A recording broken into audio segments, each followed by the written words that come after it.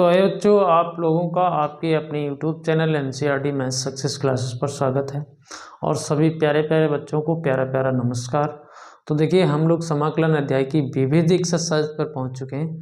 और उससे पहले हम लोग विविध करें, उससे पहले उसके दो एग्जाम्पल हम लोग करेंगे। हालांकि हमने अभी एक ही एग्जाम्पल लिखा है, बड़े ही कायदे से और आराम से हम लोग इसके समझेंगे। और ये एग्जाम्पल और उसके साथ ही एक 45 नंबर एग्जाम्पल भी है, तो उसको भी समझेंगे और बहुत बार परीक्षा में पूछे गए हैं। तो देखिए बच्चों, हमारा एग्जाम्पल नंबर 44 -1 से 3/2 एक लिमिट है। उसके तहत हम लोगों को समाकलन x sin πx मॉडुलस में है उसका करना है। तो देखिए, इसको समझने का प्रयास करेंगे। बच्चों को इस सवाल में बहुत कन्फ्यूजन रहता है, तो हम लोग बड़ी ही साधारण भाषा में इसे समझेंगे, ज़्यादा कठिन भाषा का यूज नहीं करेंगे, आराम से समझेंगे। तो देखिए, हमारे पास देखिए एक लिमिट है -1 से 3/2, ठीक है। इसके तहत हम लोगों को समाकलन ज्ञात करना है, इसका निश्चित समाकलन। तो देखिए, अगर हम लोग इस लिमिट को दो इंटरवलों में, मतलब दो अंतरालों में तोड़ें तो कैसे, देखिए हम लोग अगर चाहेंगे तो देखिए -1 और 1, ठीक है, और भैया 1 से 3/2, ऐसा आप इसको ब्रेक कर सकते हैं इस लिमिट को। देखिए x हमारा इस तरीके से -1 से और 1, ठीक है, और फिर भैया x हमारा इस तरीके से, मतलब 1 से 3/2। तो एक प्रगुण की सहायता से हम लोग इसको दो भागों में विभक्त करके समाकलन करेंगे। तो देखिए, अब हमें हमारी प्रॉब्लम ये है कि ये जो x sin πx है, ये कौन से इंटरवल में निगेटिव का मतलब मान देगा, मतलब निगेटिव होगा, और कौन से इंटरवल में पॉजिटिव होगा, तो ये हमें ज्ञात करना है। तो देखिए बच्चों, आपके पास क्या है, x sin πx है।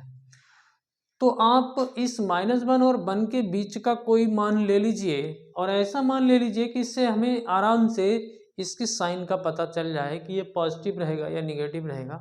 मतलब समझ रहे हैं ना आप। तो देखिए, इसके बीच में 1/2 भी होता है। तो यहाँ पर अगर हम 1/2 रखेंगे तो यहाँ पर sin π/2 हो जाएगा। और sin π/2 क्या होता है, 1 होता है। तो कुल मिला के अब देखिए, इस इंटरवल में ये हमें पॉजिटिव वैल्यू देगा, ठीक है, पॉजिटिव मान देगा। तो देखिए, यहाँ पर हम लिखना चाहें तो x sin πx इस इंटरवल के लिए हम इसको क्या कहेंगे, ये पॉजिटिव मान देगा, ठीक है, इस इंटरवल के। हाँ, कामा लगा लो या फिर ऐसे लिख लीजिए। अच्छा चलिए, ठीक है, इस इंटरवल में ये निगेटिव देगा, लेकिन हम लोग जानेंगे कैसे ये निगेटिव देगा। तो देखिए, इस 1 और 3/2 के बीच में कहीं ना कहीं 1.2, मतलब 1.2 इसके बीच का ही मान है। तो यदि हम लोग 1.2 को 12/10 लिखें तो ये कहीं ना कहीं 6/5 है। तो यहाँ पर रख के देखते हैं, 6/5, और ये साइन पाई इंटू 6/5।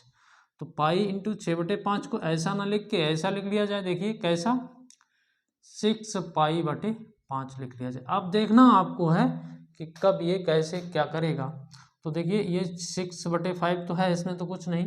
तो यहाँ पर अगर हम लोग लिखना चाहें तो पाई प्लस π/5 लिखें, तो बात तो वही है, 6π/5 ही है। ये देखो, यहाँ से यहाँ गुणा करो तो 6π/5 है।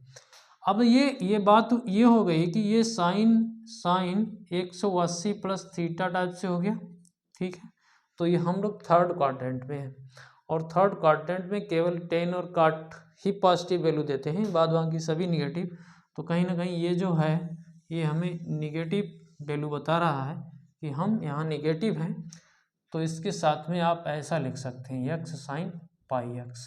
अब हम लोग इसको इंटीग्रेशन में दोनों अंतरालों के तहत इसका समाकलन करेंगे। तो देखिए कैसे, इसके बराबर अगर हम लोग लिखना चाहें तो कैसे लिख सकते हैं। देखिए, -1 से 1 x sin πx हो गया इंटू dx हो गया, और इसमें निगेटिव आया है तो यहाँ निगेटिव लगा लीजिए आगे, या फिर आप ना लगाइए, चलिए कोई बात नहीं, यहाँ पर आप पॉजिटिव रखिए।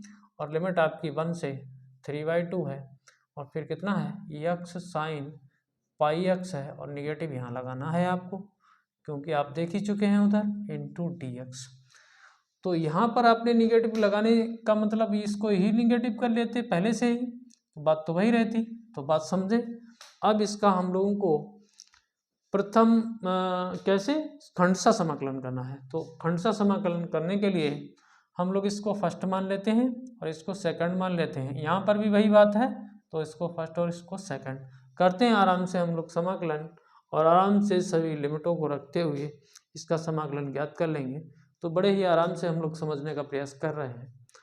तो देखिए बच्चों, थोड़ा लंबा चौड़ा हो सकता है, तो फर्स्ट फलन ज्यों का त्यों ठीक है।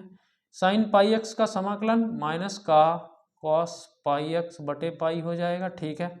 चलिए अब देखिए बच्चों, यहाँ पर चूंकि इसकी लिमिट भी है, तो यदि हम लोग लिखना चाहें तो लिमिट भी लिख सकते हैं -1 से 1, और यहाँ पर एक ऐसा कोष्टक लगाइए और फिर माइनस लगा के फिर समाकलन लगाते हैं, और लिमिट ये है, इसका अवकलन करेंगे तो ये तो 1 हो जाएगा, इसका समाकलन करेंगे तो फिर भैया कॉस माइनस का कॉस पाई एक्स बटे पाई हो जाएगा इंटू डी एक्स। फिर एक बार अभी समाकलन करेंगे तो देखते हैं बच्चों, इसको तो बंद कर लेते हैं, ठीक है। अब आते हैं यहाँ पर, और माइनस यहाँ पर भी है, तो देखिए फर्स्ट फलन ज्यों का त्यों बात वही है, तो फिर कॉस पाई एक्स बटे पाई ये भी हो जाएगा, और लिमिट आपकी कितनी है 1 से 3/2। फिर आपको समाकलन लगाना है, तो लिमिट आपकी कितनी है 1 से 3/2। फिर आपका फर्स्ट का अवकलन होगा, यानी कि एक्स का अवकलन 1 हो गया, फिर आपका माइनस का कॉस पाई एक्स बटे पाई आ जाएगा, ठीक बात समझ में आई, इंटू डी एक्स, और फिर इसको क्लोज कर देते हैं। तो अभी तक तो बात समझ में आ रही होगी, ठीक है। करते हैं अपना काम।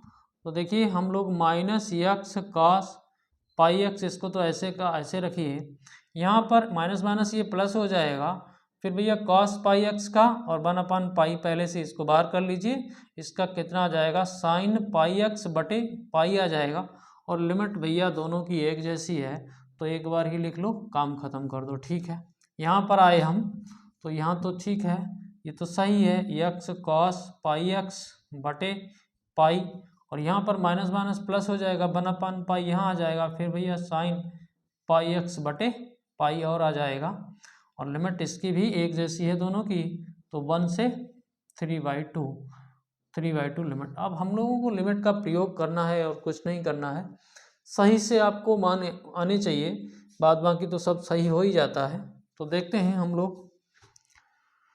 तो देखिए बच्चों, सबसे पहले हम इस 1 को रखेंगे पूरे इस फलन में, तो 1 रखा आपने x की जगह, तो देखिए यहाँ तो कोई दिक्कत नहीं, ये माइनस है तो माइनस लगा रहेगा, यहाँ पर आपको कॉस पाई बटे पाई है, ठीक है।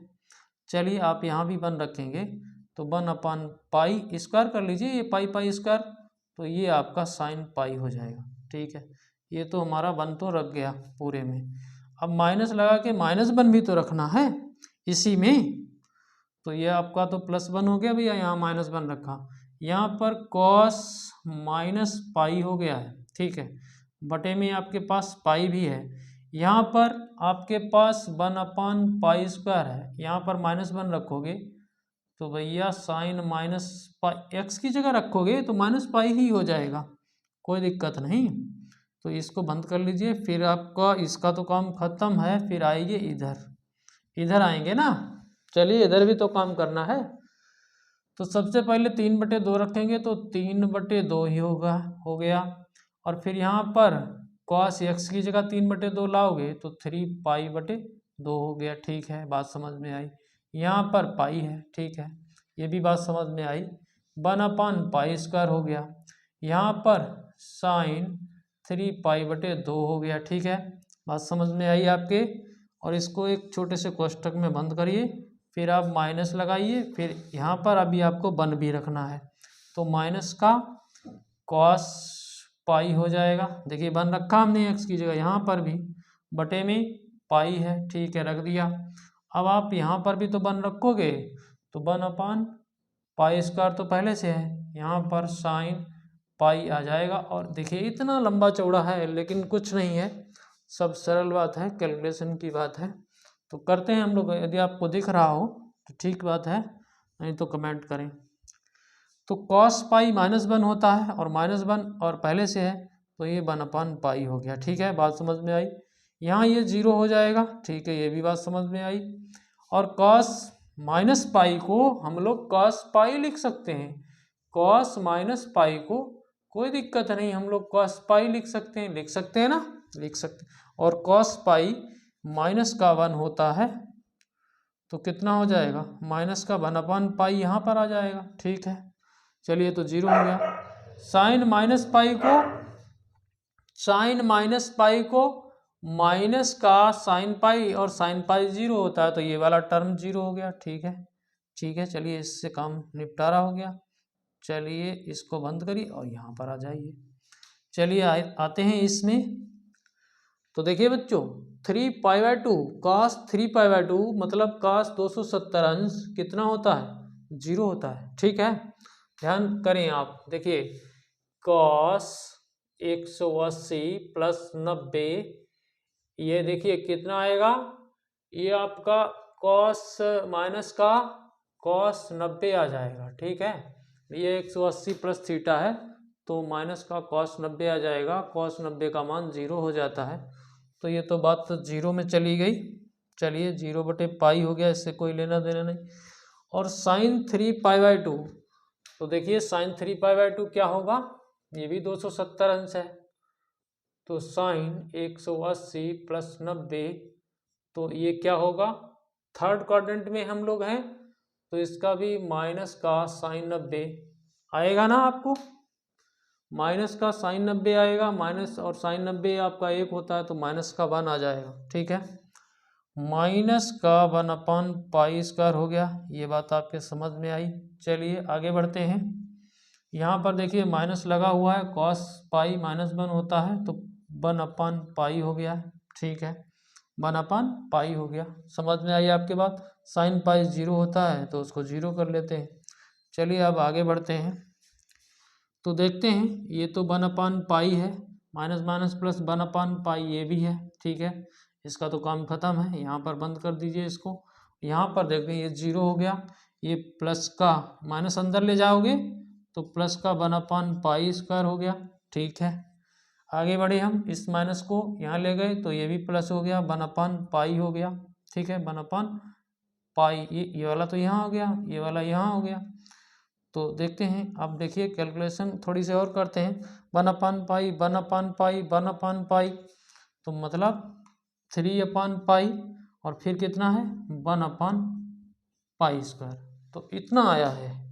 यानी कि 1/पाई 1/पाई और 1/पाई 3/पाई + 1/पाई²। देखते हैं उत्तर अपना। तो बच्चों यही आंसर है, तो आपने निकाल लिया और आपके समझ में भी आ गया होगा, तो यही आंसर है। कोई दिक्कत भी अगर हुई हो तो आप कमेंट करके बताएंगे। और साथ ही एक एग्जाम्पल और भी है, तो उसको हम लोग कल के क्लास में करेंगे। आज के लिए सिर्फ इतना ही। यदि आपके समझ में आया हो ये एग्जाम्पल, हमने साधारण तरीके से बताने का प्रयास किया है। यदि आपके समझ में आया हो तो चैनल को सब्सक्राइब करें, और हम सभी एग्जाम्पल आपको बड़े ही साधारण ढंग से समझाने का प्रयास करेंगे। और सब्सक्राइब करने के बाद बेल आइकन को प्रेस भी कर लें, ताकि सभी वीडियो का नोटिफिकेशन आप लोगों के पास पहुंचता रहे। और आप लोगों का बहुत बहुत धन्यवाद।